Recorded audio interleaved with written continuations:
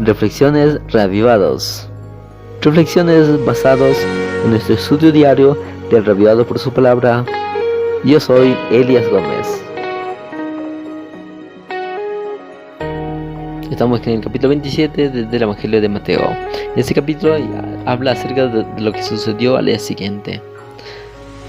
Prácticamente Jesús no durmió en aquel día, jueves de ayer. Jueves había sido juzgado toda la noche y a la mañana siguiente del día viernes fue llevado ante Pilato para continuar su juzgado. Ya había sido juzgado por los escribas, pero ahora necesitamos que el juicio se dé ante los gobernadores romanos para que la muerte de Cristo no sea considerado un asesinato, sino que ha sido una muerte legal. Eso es lo que buscaban los fariseos.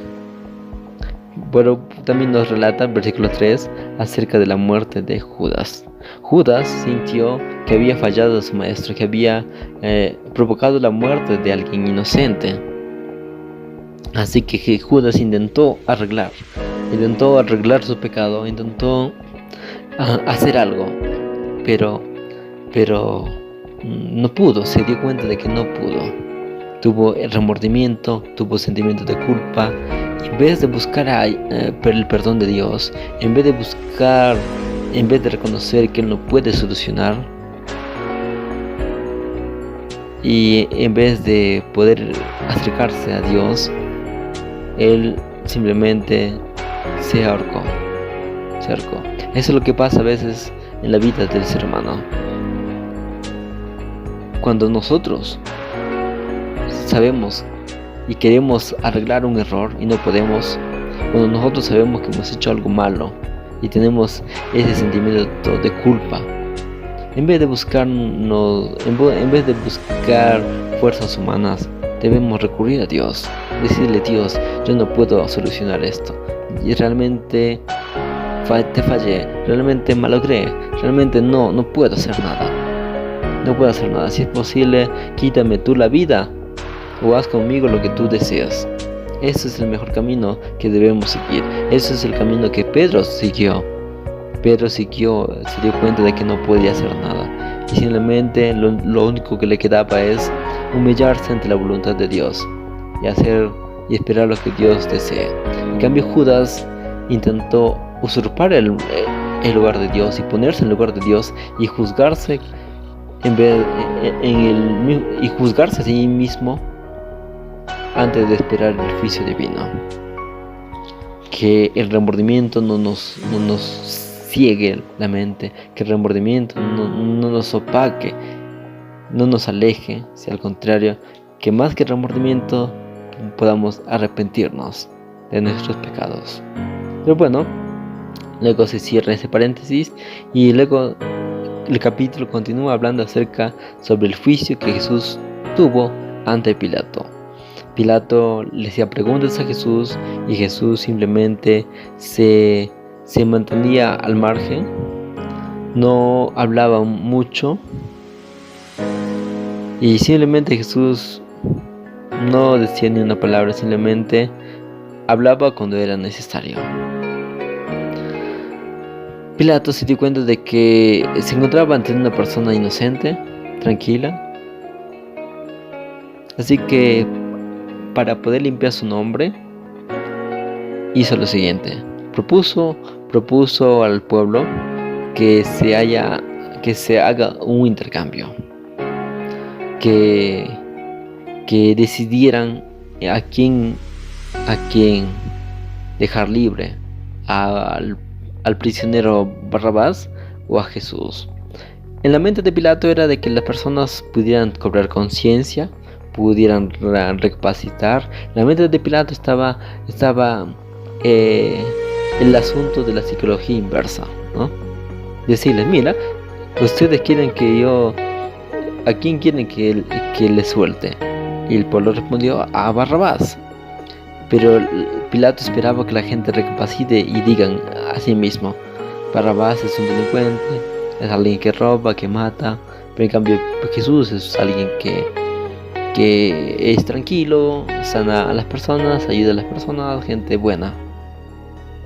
esa era la idea de Pilato, hacer ese juego psicológico en la mente de las personas. Pero resulta que no lo salió tal como él pensaba. La gente, movido por el diablo, eligieron a Barrabás y incitaban a que crucifiquen a Cristo. Pilato, al verse acorralado, dijo: yo no soy culpable de la sangre de este inocente. Yo no soy culpable. Ustedes hagan lo que tengan que hacer, pero yo no me meto en ello. Así que entonces Pilato dejó que la gente hiciera lo que tenga que hacer. Entonces el versículo 27 dice: entonces los soldados del gobernador llevaron a Jesús y le pusieron una corona de espinas. Verso 32 al 38 habla acerca sobre el camino al Gólgota y la crucifixión. El verso 39 al 44 habla acerca sobre las burlas que Jesús tenía. Y luego el versículo 45 al 52 habla acerca de la muerte de Cristo. Jesús murió exactamente a la hora novena, una aproximada de las 3 de la tarde. Jesús clamó diciendo: Dios mío, ¿por qué me has desamparado? Jesús mismo sentía el peso total de los pecados de toda la humanidad. El peso de los pecados pasados desde Adán, de los pecados presentes de los judíos, hasta los pecados futuros que incluso Jesús murió por nosotros, murió pensando en nosotros, murió por las personas que en el futuro habrían de existir. Todo el peso del pecado caía sobre él y sentía cómo el pecado afectaba en la separación entre el cielo y la tierra. Jesús sentía todo eso. Y luego en el versículo 50 dice que Jesús exclamó a gran voz y exhaló el espíritu, y en eso el velo del templo se rasgó en dos, desde arriba hacia abajo. La tierra tembló y las rocas se partieron. Con la muerte de Cristo ya no habría de ser necesario un sacrificio expiatorio de corderitos. Ya no era necesario ir a hacer expiación en el templo. Es por eso que con la muerte de Cristo ocurre un temblor y se parte el velo del templo, y la roca donde se hacía el sacrificio también se rompe. Ya no era necesario. Con la muerte de Cristo se cumplía el sacrificio expiatorio, que en el Antiguo Testamento era un cordero. Ahora el cordero era Cristo, el cordero inmolado, que estaba muriendo para expiación del pecado de toda la humanidad, de los pecados del ayer, desde Adán hasta nuestros días.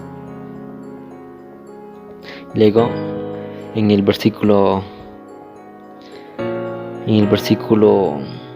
57 se habla acerca de la sepultura de Jesús. Jesús murió el día viernes y fue sepultado. Y lo más curioso es que los fariseos pensaban que los discípulos habrían de robar el cuerpo muerto de Jesús y habrían de decir que Jesús resucitó.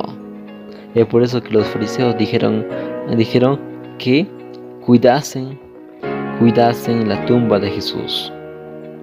Verso 63 dice: Señor, nos acordamos que sus discípulos solían decir que Él habría de resucitar después de 3 días. Por lo tanto, manda que cuiden el sepulcro hasta el 3er día, para que no vengan sus discípulos de noche y lo roben y digan que Él ha resucitado. Y esto sería algo trágico, así que hay que tener cuidado en ello, dijeron los fariseos. Entonces Pilato le dijo: ahí tenéis una guardia, id y asegurarlo como sabéis. Y ellos se fueron y aseguraron el sepulcro y sellaron la piedra y pusieron la guardia. Con todo esto podemos sacar muchas lecciones, pero las principales podemos ver que uno, hay un contraste entre Pedro y Judas. Mientras que Judas se hundió en su remordimiento, se hundió en sus sentimientos de culpa y se suicidó. En cambio, Pedro sentía lo mismo, sentía remordimiento, sentía sentimientos de culpa, quería morirse, pero al final tomó el camino correcto. Humillarse ante Dios y aceptar la voluntad de Dios. La segunda lección que podemos ver es de que la profecía de la muerte de Cristo se estaba cumpliendo. Jesús tuvo que pasar de todo, burlas, golpes, tuvo que pasar de todo, una corona de espinas, tuvo que sufrir para que nosotros no suframos. Pasó la crucifixión para que nosotros no seamos crucificados y muertos eternamente. Jesús murió para darnos esperanza, para darnos la oportunidad de una vida mejor. Y la tercera lección que podemos encontrar es de que los enemigos de Dios harán lo mismo con sus discípulos. Satanás va a intentar hacer de todo para que el evangelio no avance. Va a intentar hacer muchas cosas, pero Dios nos tiene preparado sorpresas bonitas en la patria celestial. Dios nos tiene preparado sorpresas bonitas para aquellos que confían en Él. Y sobre ello hablaremos en el capítulo 28. Un abrazo, que Dios te bendiga, que tenga la paz del cielo. Chao.